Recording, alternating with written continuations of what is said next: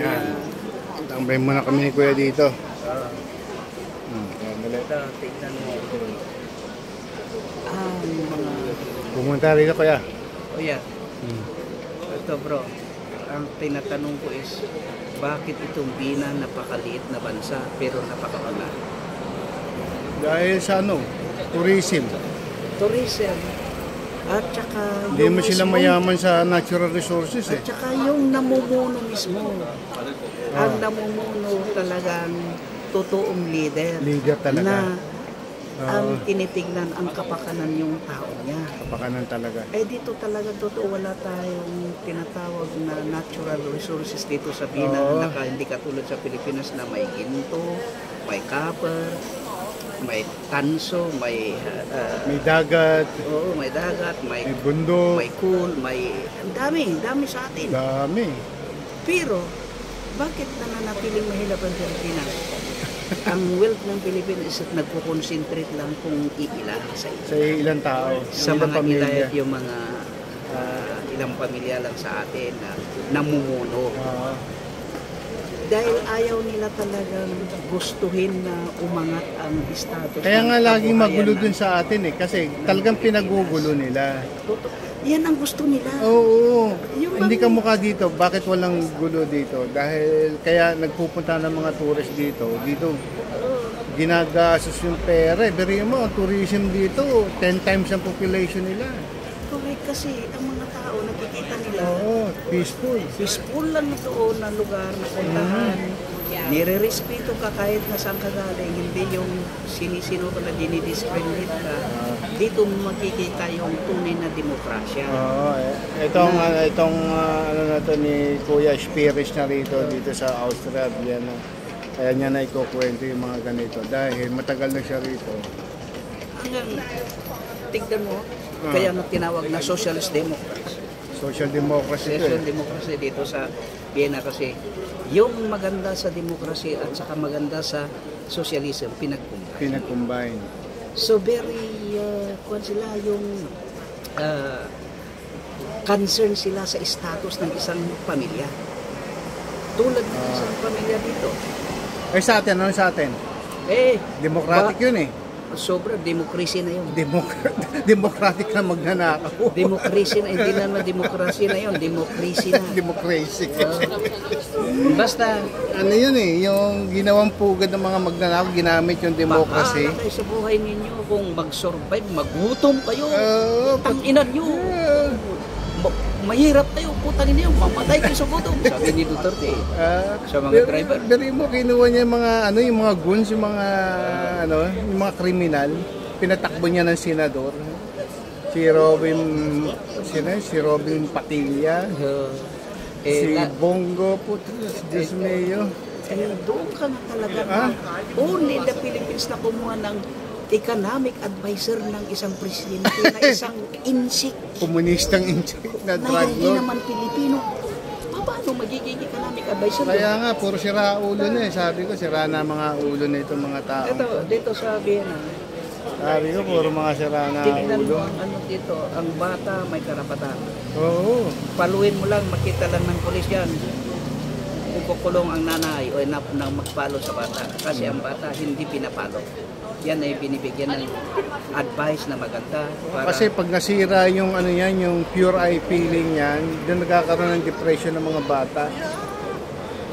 May time na discipline, may time na... Ang bata, kaya ang gobyerno dyan kasi may subsidy sila dyan. Oo, protected yan. Pinapakain nila yan. Protected ng gobyerno dito. Pag di mo inalagaan yan, yung magulang dito, nag-iinom ng alak o alcoholic, kukunin siya yung bata.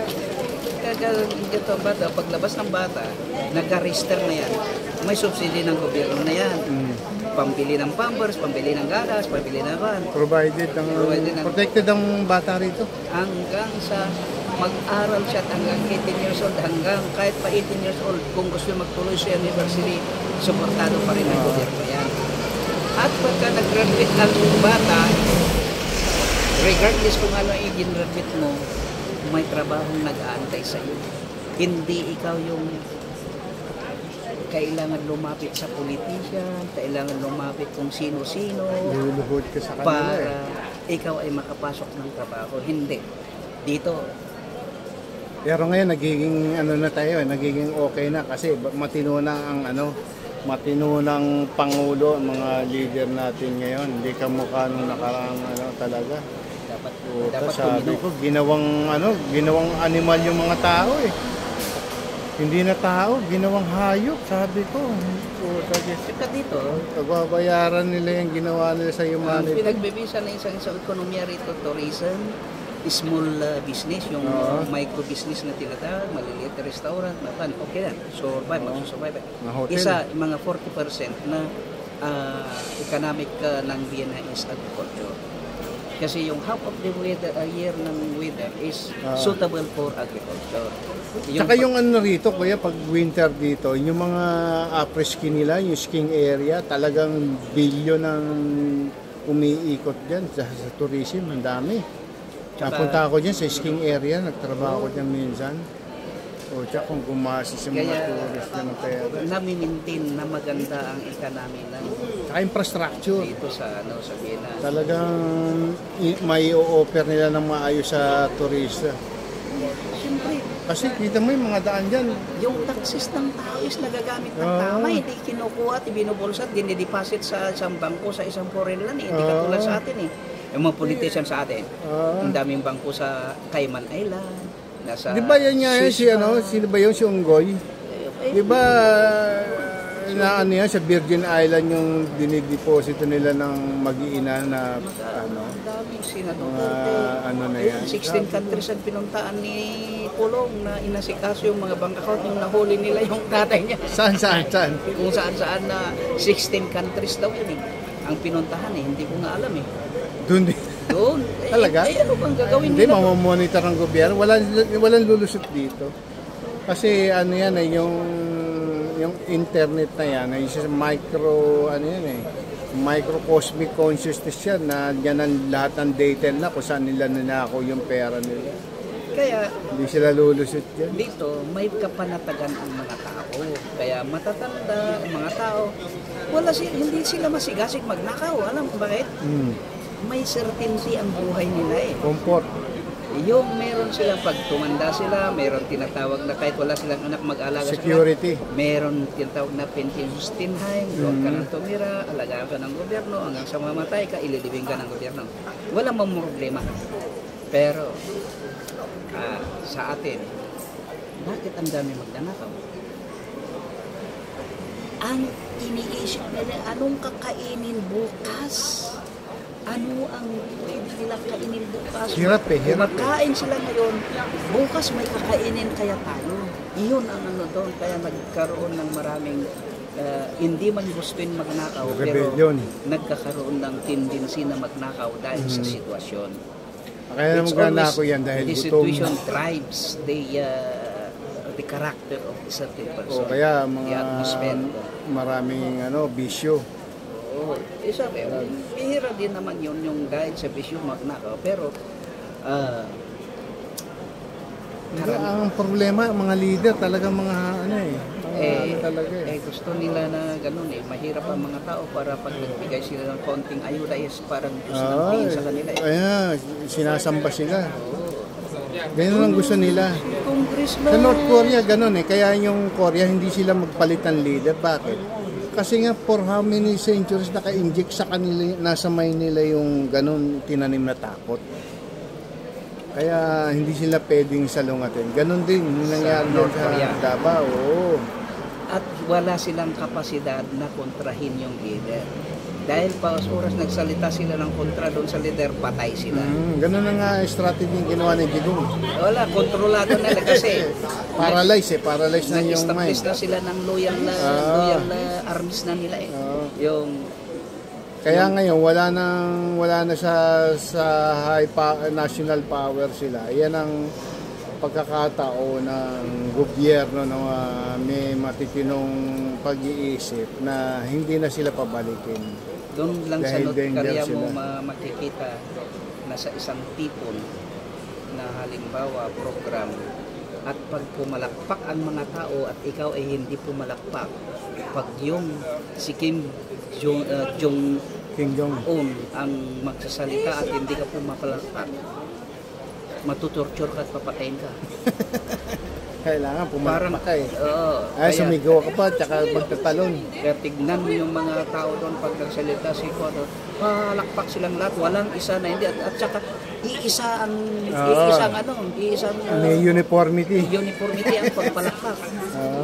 Pag sige, ganun. Oo, ganun. Ganun. O kaya kuan, hindi yung kanya-kanya, hindi. Kailangan Iisa. uniformity yun. Tapos yung mga military, pag nagkuhan, lahat yan. Kasi, na ano na eh, o kasi national ano na eh, from top to the lowest, kailangan siya. Wala sila. Ayaw nila magkaroon ng maligayang buhay. Puta, kung tutuusin, napaka ano lang naman. Kasi ito nga eh. Ang pagkakataon mo sa North Korea lang naman na magkaroon ng liberty is tumakas eh, kung makatakas ka.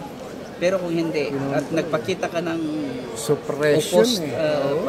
ng critical ka sa gobyerno, naku, patay ka. Totalitarian ano yan eh. Dictator. Patayin ka talaga. Yun ang gustong gawin ni Digong eh. Dapat, ayun ang gusto niya gawin sana. Mas matindi tong anak. Yung ginawa Kasi hindi pa na uupo eh. Gusto nang pugutan ng ulo si ano eh. Papugutan ng ulo to si BBM eh. Di ba? Nakita mo yung mga video na ano? Sabi ko, pucha, may kalalagyan kayo. Hindi kayo palalagpasin. Sino ba kayo?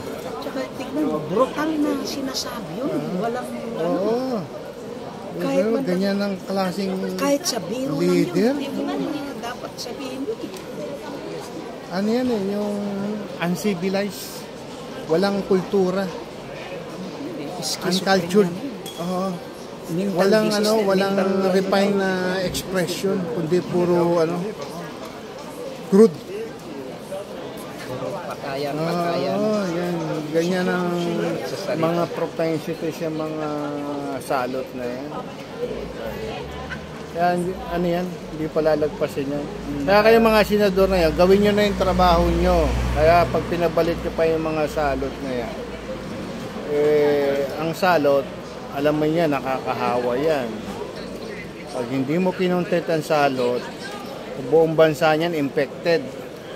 Di ba yung pandemic ka, di ba? Kaya nila-lockdown eh. Kinukulong yan eh, yung mga salot. Yun naman sasakit. Ito naman, salot naman to nasa mismong natin. Nasa gobyerno. Yun ang matindi. Kutya, birin mo, mamuno, salot. Hindi mo, walang bukang bibigyan, kundi patay. Pero ngayon, salot na.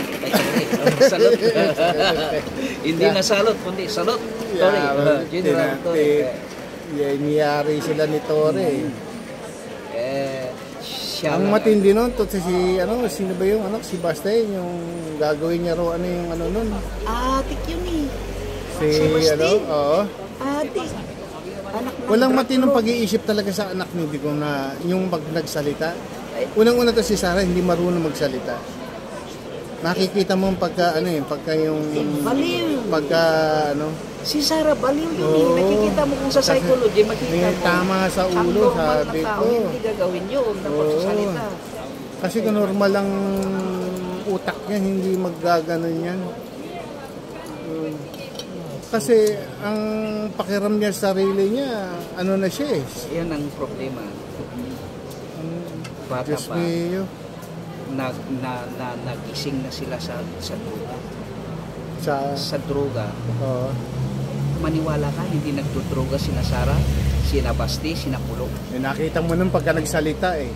Doon mo makikita. Ang lalakas ng tama eh. Oo, tapos binabaliktad ngayon, ginagawa Binabaliktad nilang tatay niya. Bangag.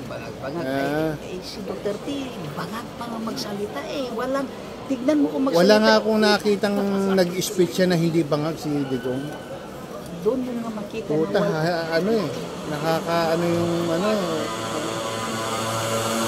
Kung Kaya nga sargo na ang ilong nun eh, katitira eh. Walang parang hindi niya naiintindihan ng nangyayari. So, walang Walang pakialam yan. Parang Walang pakiramdam. nawawala sa sarili. Walang sense. Walang sense. Oo. Hindi Kaya nga sabi ko, salot eh, walang sense eh. Ang salot, walang pakiramdam niya kung ano nararamdaman ng iba. Dahil kasi manhid ng ano yan. Yun lang, pag nagsalita. Wala manhid yan. Yung Puta, pagka manhid ka, pupatay. hindi mo nararamdaman yung ano, wala ka nararamdaman. Kahit pinapatay mo na yan, hindi mo mararamdaman yun. Ang Kasi nag-i-enjoy nga, lang siya kung nagmumura. Under ka ng drugs eh. Makikita mo siya, nag-i-enjoy kung nagmumura siya. Oo, doon sila nagkakaroon ng ano eh. Orgasm. Orgasm. Tapos pagka patayin ko kayo, gano'n siya. Oo. Yung ano, ngayon doon siya magagano sa ICC ngayon. Yung alam. Problema. Ano kaya gagawin niya? Ano kaya gagawin doon? Binuntis na nga raw yung tatlo na judges na babae yun. Kaya mapapatigil yung hearing. Tapos yung prosecutor na si Khan, sinipa daw niya. Talaga matindi siya. Hindi yung tatay niya. Ano siya ngayon doon? Limpiesa siya ngayon doon. May bastonero pa. Tatakalan siya ron pag hindi siya sumunod doon eh. Kasi may mga routine doon eh. Hindi pwede siyang hindi gumising doon pagka oras ang gising. Tatakalan ka ng ano ron. Hindi. Ang human rights ng Netherlands. Very particular sila sa... Walang special treatment dyan, kuya. Basta ikaw criminal convicted dyan. Pero hindi nila hinaharas yung mga ano doon. Respetado pa rin sila na ano doon nakakulong. Kaya swertingan niya eh. Dahil ganun ang... ang problema na pag nasintensyan siya, hindi siya kukupin doon. Dadalhin siya sa ano... Yun nga lang. Saan siya ipapadala. Saan palagay mo? Dapat sa Guatemala nga eh, yung penal colony, yung mga terrorist na hindi kasi siya tatanggapin doon kasi pag salot ka hindi ka tatanggapin doon. Hindi, okay lang yun kasi doon naman mga salot din yun nandoon, mga terorista talaga eh, baka mamamatay ka ba? Sasabihin baka siya ang doon eh, katus-katusan lang doon pag pumunta doon, naging presidente ka sa Pilipinas. Katus-katusan dyan doon eh. Ang mahirap doon yung mga sino bang sinasabi mong putang ina sasagayan ng ilong niya tago na ka hindi niya alam na mas matindi yung mga kriminal na hindi pumapatay ng marami pero talagang sukal na kriminal ang nasa Guantanamo, terrorist eh. Yung wala din silang pakialam kung doon kaya dadalhin yan? Magpasabog sila na. Ako wala akong idea sa ganyan kung saan dadalhin niya pag nasintayin sa yung mga yan. Hindi ko. Ang dami yan. Sino-sino pa susunod na arrestuin ko yan? Si Bato. Sabi nga ni Tore, kung aresto si Bato, arestuin ko si Bato. Naku talaga. Tagilid na si Bato. Ready. Tapos sino pa? Dapat si Bongo at saka si Sara. Yun ang Albayalde. Yun ang nagbabayad no? Si Bong Bong Bago. Bongo na yun tahimik lang. Pero mo nagsalita daw yan kuya. Kasi di ba sabi ni Reconciliation daw ang in-interview si BBM ni sino ba nag-interview? Sino ba nag-interview kay BBM? In-interview ni Tunying. Sabi yung pagkaka-interview kay BBM, ay, nawala.